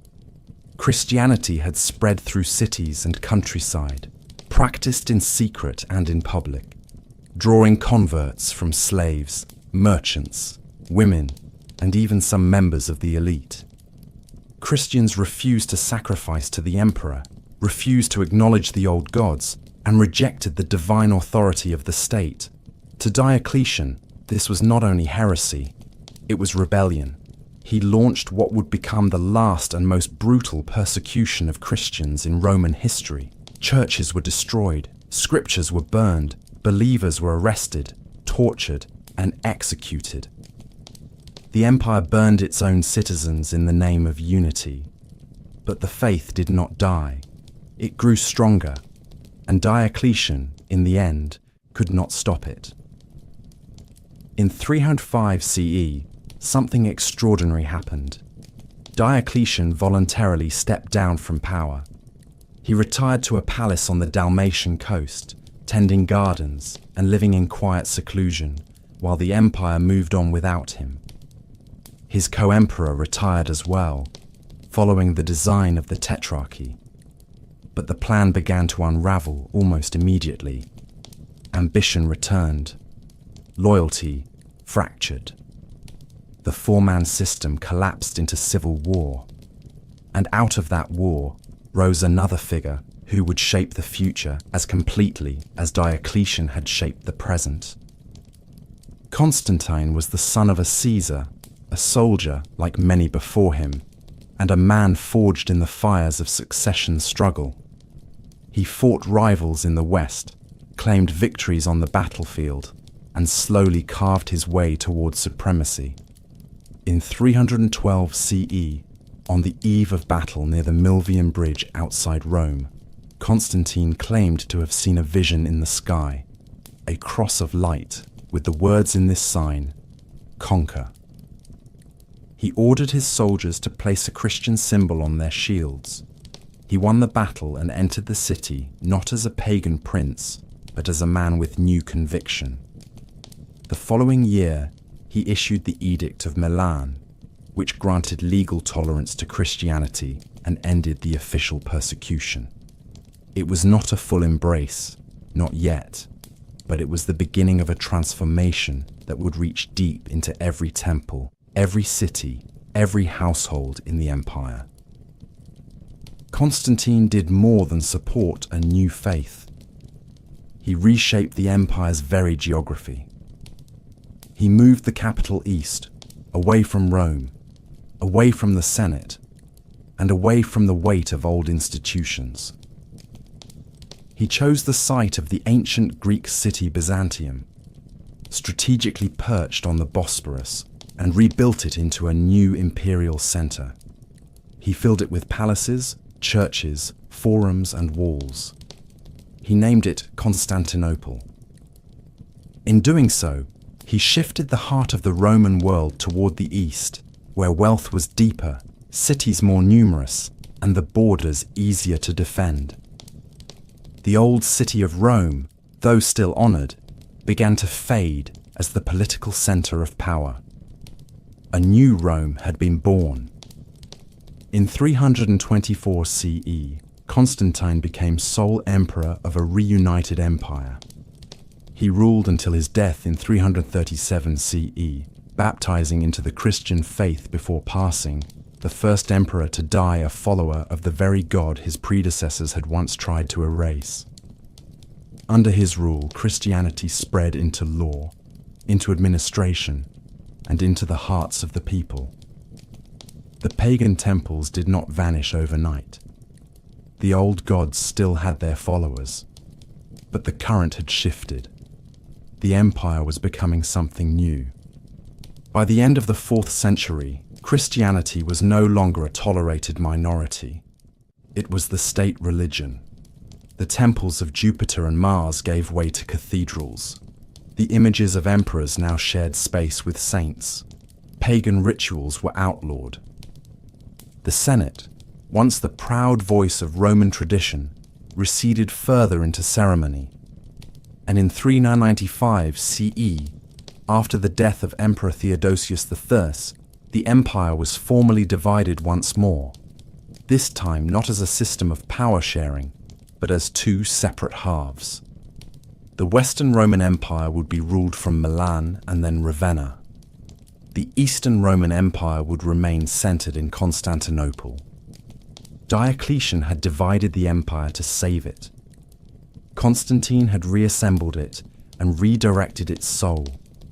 Together, they had rewritten the nature of Roman rule, moving it from a republic to a monarchy, from polytheism to Christianity, from Rome to Constantinople. What began as a city beside the Tiber had become a continent-spanning civilization that spoke in many tongues and prayed in many ways. But even as the East began to flourish, the West would soon begin to fade. In the closing years of the 4th century, the western half of the Roman Empire stood like a weary giant, still impressive in name, still cloaked in tradition and memory, but weakened at the core. It remained grand in appearance, with its bishops and bureaucrats, its marble palaces and senatorial titles. But the strength that had once allowed it to conquer the known world was draining from its limbs. The emperors in the West wore the purple robe, but their authority was stretched thin. They relied more and more on military commanders to enforce policy, and those commanders, increasingly, were not Romans by blood or heritage. They came from beyond the frontier, born in the forests of Germania or along the steppes of Scythia, men raised in tribes once hunted by Rome who now fought within her armies, rose through her ranks, and shaped her future. The word barbarian had long been used by Romans to describe those who lived beyond the boundaries of their world, those who did not speak Latin or Greek, those who did not worship Jupiter or follow Roman law. It was a word of distance and disdain. But the reality was far more complex. The so-called barbarian tribes, Goths, Vandals, Franks, Saxons, Alans, Huns, were not mindless hordes. They were societies with leaders, warriors, children, and histories of their own. They had long traded with Rome, served in its armies, and admired its cities. But as pressure mounted beyond the eastern borders, these tribes were being pushed westward in greater numbers. The Huns, fierce riders from the central plains of Eurasia, began a slow advance, displacing everyone in their path. The Gothic tribes, desperate to escape the violence, turned to Rome not as enemies, but as refugees. In 376 CE, a massive group of Visigoths gathered along the Danube River and asked to cross into Roman territory. They sought protection. They offered submission. The emperor at the time, Valens, granted them entry, but the officials tasked with managing the influx exploited them, extorted them, and let their suffering fester into fury. Within 2 years, the Visigoths had risen in rebellion. In 378 CE, at the Battle of Adrianople, they faced the Roman army in open combat. The result was a disaster. Emperor Valens was killed in the fighting, and 2/3 of his army was destroyed. It was one of the most devastating defeats in Roman military history, not simply for the numbers lost, but for what it revealed. Rome could no longer control its borders.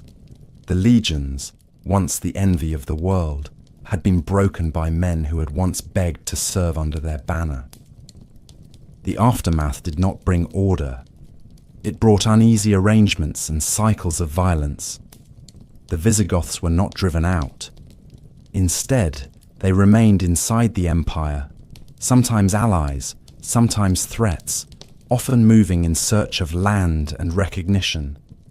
They were led by Alaric, a chieftain of deep ambition and skill, who had once served Rome and now turned against it. He wanted what so many others wanted, a place in the Roman system, a homeland for his people, legitimacy in the eyes of an empire that still claimed to be eternal. But he was denied, pushed aside by Roman officials who could not see past the old idea of Roman supremacy. And so he marched. In the year 410 CE, Alaric led his army to the gates of Rome itself. It had been over 800 years since the city had last been taken by foreign hands. Its walls had stood through centuries of war and peace. Its name had become synonymous with power and destiny. But now the unthinkable happened. The gates opened. The Visigoths entered. For 3 days, they moved through the city, looting treasures, taking what they could carry, but leaving much intact. They did not burn the city. They did not destroy it. But they shattered its illusion. The sack of Rome sent shockwaves through the world. To many, it felt like the end of everything. If Rome could fall, what else could stand? In truth, Rome had already been falling for some time. The capital of the Western Empire had been moved to Ravenna, a city better defended by marsh and sea. The Senate had become little more than a ceremonial body. Real power was held by generals, many of them non-Roman, who commanded armies that were loyal more to coin than to any idea of Roman identity. One of these generals was Stilicho, a man of Vandal origin, who fought to hold the empire together but was executed by the very court he served. Others would rise and fall in similar fashion, caught in webs of intrigue and betrayal. As the decades passed, more tribes crossed into Roman lands. The Vandals moved through Gaul, into Spain, and finally into North Africa, seizing Carthage and cutting off Rome's grain supply.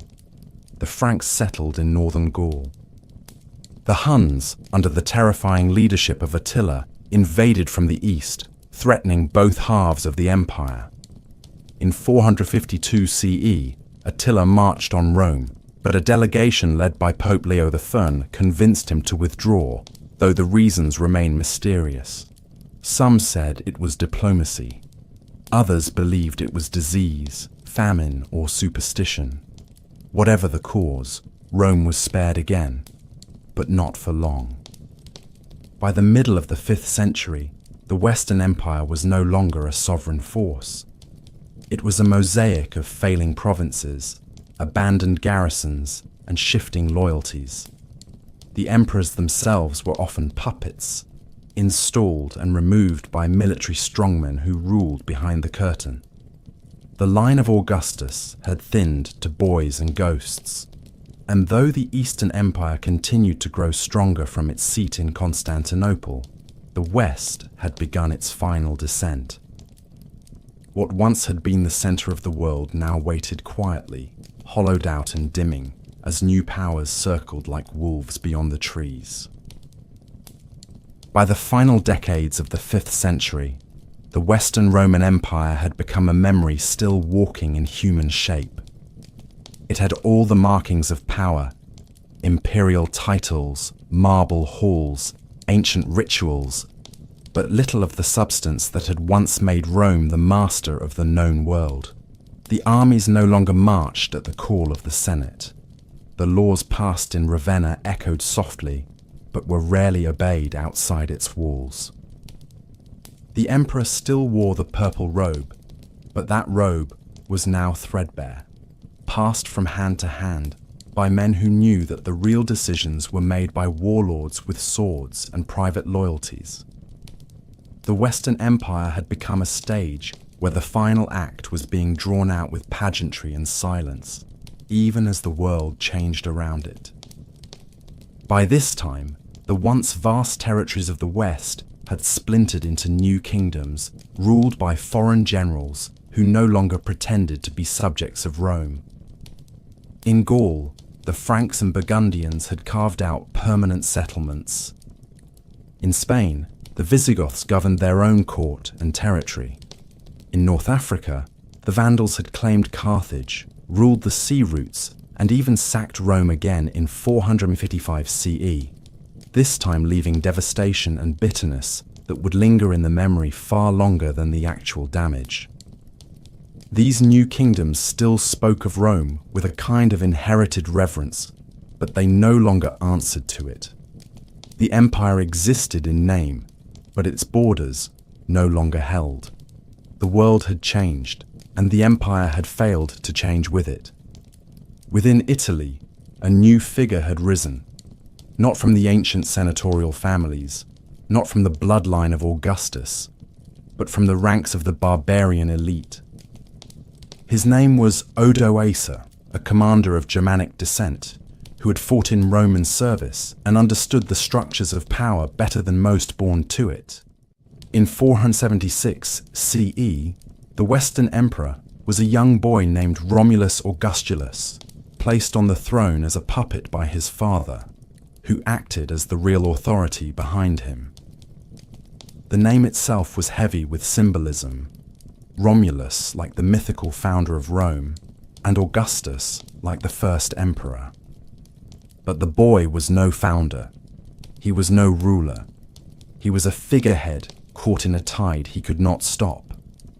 Odoacer gathered his forces and marched to Ravenna.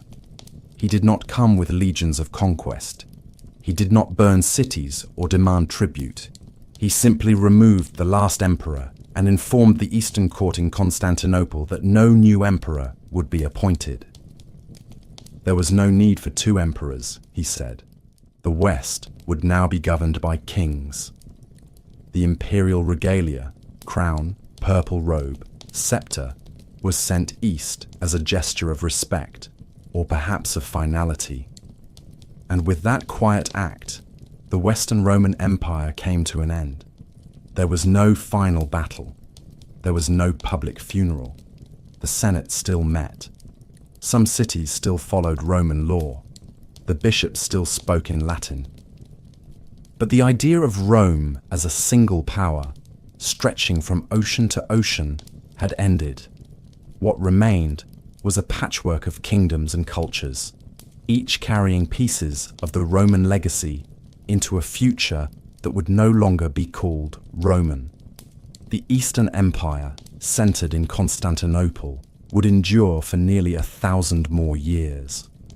But the West, the Rome of Caesar and Cicero, of Augustus and Marcus Aurelius, of marble triumphs and iron law, had passed into history. For those who lived through it, the fall did not feel like a single moment. It felt like a dimming, like a city where the lights slowly faded one by one until only shadows remained. Farmers still plowed their fields. Traders still crossed old roads. Churches still rang their bells. But the world had shifted. The empire that had once named months, mapped the heavens, and ruled over kings had left behind only echoes. And in those echoes, a new Europe would be born. When the Western Roman Empire came to its quiet end in the 5th century, the world did not suddenly turn its face from Rome. In the East, the empire still stood. Its roads still hummed with trade. Its courts still issued law. Its armies still marched in formation. The old capital on the Tiber had grown brittle, but the new capital on the Bosporus was only just beginning to stretch into its full strength. This city, founded by Constantine and named in his honor, had grown into a fortress of stone and gold, surrounded by sea walls and guarded by layers of battlements that seemed to rise from the sea like the ramparts of myth. Constantinople was not a copy of old Rome. It was something different, shaped by centuries of Greek thought, Eastern influence, and Christian belief. It stood at the crossroads of worlds, where Asia met Europe, and it carried the Roman name with pride long after the city of Rome itself had become a relic. The people of this Eastern Empire never called themselves Byzantine. That name would come much later, created by historians to draw a line between the old and the new. But they did not see such a line. They called themselves Romans. Their empire was the Roman Empire. Their emperor was the successor of Augustus and Trajan, of Constantine and Theodosius. They wrote in Greek instead of Latin, prayed in churches instead of temples, and dressed their emperors in robes embroidered with crosses rather than eagles. But they kept the laws, the rituals, and the imperial ambition. The old republic had died long ago, but the idea of Rome still breathed within their walls. One emperor more than any other would define this new Roman identity. His name was Justinian, and he ruled in the 6th century with a mind sharpened by scholarship and a will hardened by struggle. He dreamed not of simply preserving the empire, but of restoring it. In the glittering halls of Constantinople, where mosaics sparkled with colored glass and domes soared like the heavens above, he laid plans to reclaim the lands of the fallen West. He sent his generals across the sea, men like Belisarius and Narses, who marched through North Africa and Italy with precision and fire. They defeated the Vandals in Carthage. They seized Sicily and Rome. They took Ravenna and held it.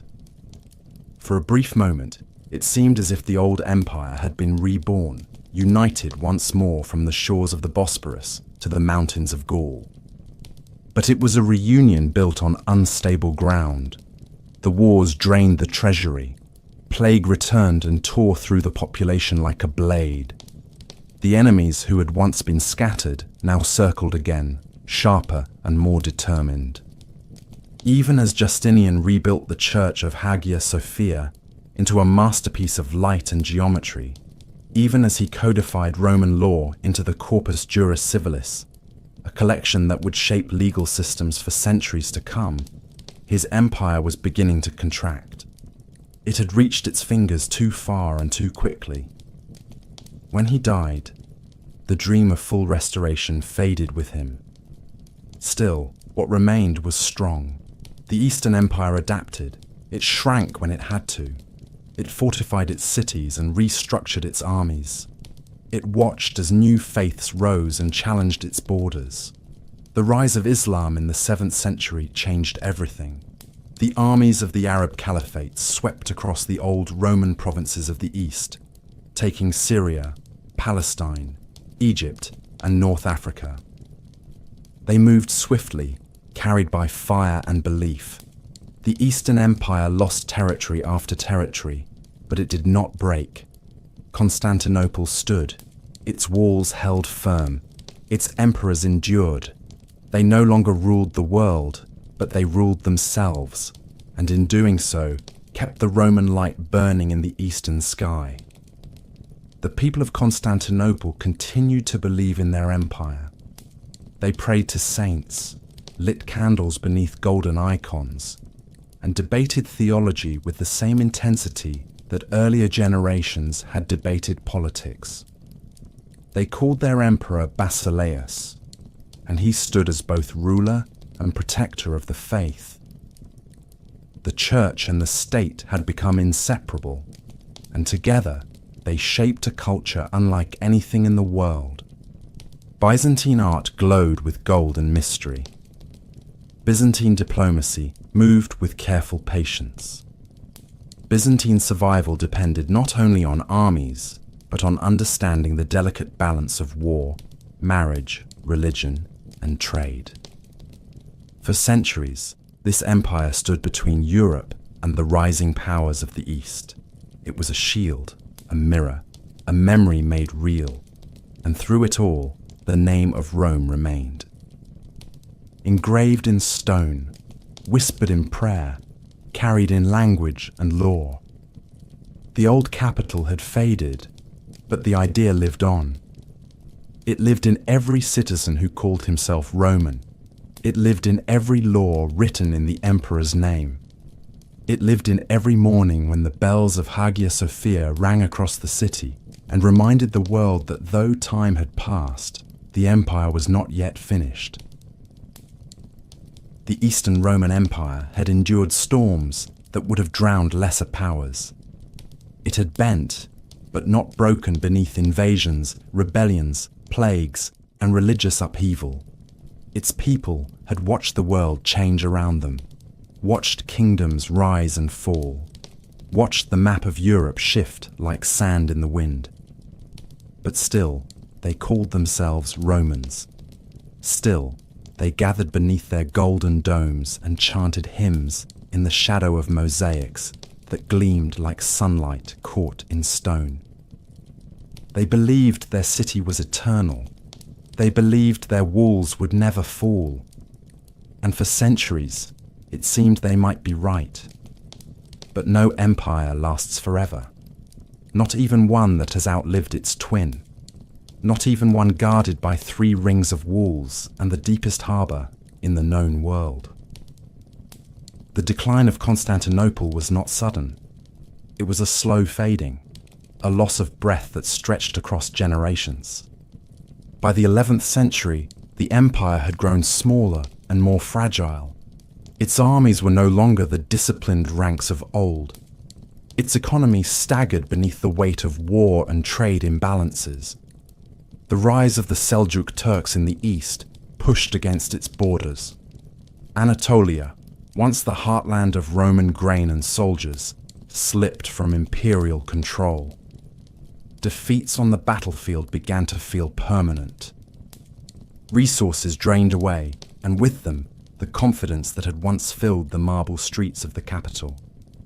Then came the moment that shattered more than territory. In 1204, during the Fourth Crusade, an army of Latin Christians from Western Europe turned their swords not against the Muslims of the Holy Land, but against the city of Constantinople itself. Enticed by politics, greed, and broken promises, they attacked the city they had sworn to protect. They breached the walls. They looted the churches. They burned the libraries, and for 3 days, the Queen of Cities was reduced to ash and screams. Holy relics were taken.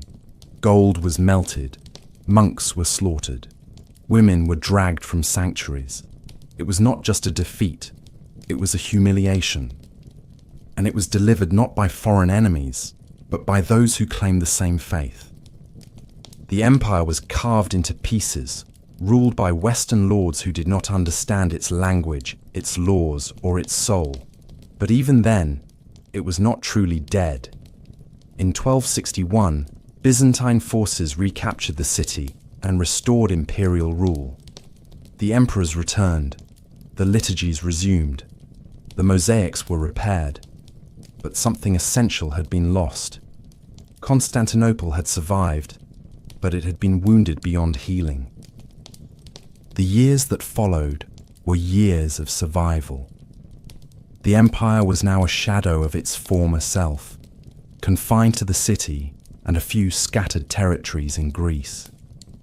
The emperors were no longer rulers of a vast dominion. They were guardians of a relic, stewards of a legacy that stretched back to Augustus and Romulus, but could no longer command armies or shape the course of nations. And while the empire withered, a new power rose. The Ottoman Turks, forged in Anatolia, organized and relentless, moved ever closer to the heart of the Byzantine world. They conquered city after city, province after province, until only Constantinople remained. The walls were still strong, the spirit was still proud, but the numbers no longer mattered, the armies no longer matched. The Ottomans surrounded the city with cannons and siege towers. In the spring of 1453, Sultan Mehmed II began his final assault. For 53 days, the defenders of Constantinople resisted. Citizens, monks, soldiers, and foreign volunteers fought side by side along the walls. The city prayed in churches, sang from rooftops, and waited for a miracle. But no miracle came.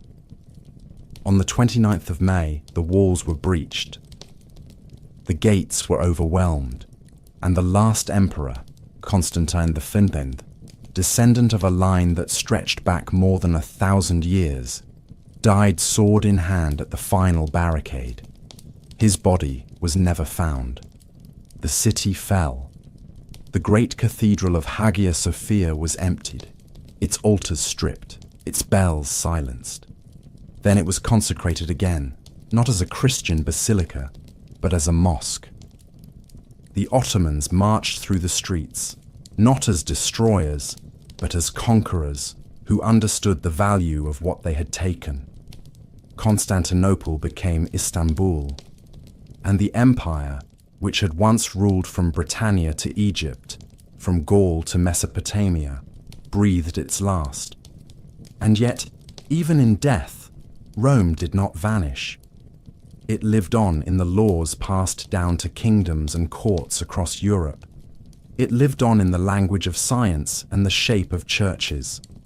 It lived in the architecture of cathedrals, in the organization of armies, in the dreams of emperors who would come centuries later and call themselves Caesars in Russian and German tongues. The idea of Rome had outlived the city itself. It had passed from myth to reality and then back again. In the end, the Roman Empire had lasted for over 2,000 years, from the hills of a shepherd's village by the Tiber to the golden walls of Constantinople beside the Bosporus. It had conquered, governed, adapted, and endured. It had written laws, raised gods, buried nations, and whispered across time that power could be eternal. But power never is. Only memory endures. Only story remains. And this story of marble and blood, of gods and emperors, of centuries shaped by vision and violence, is now yours.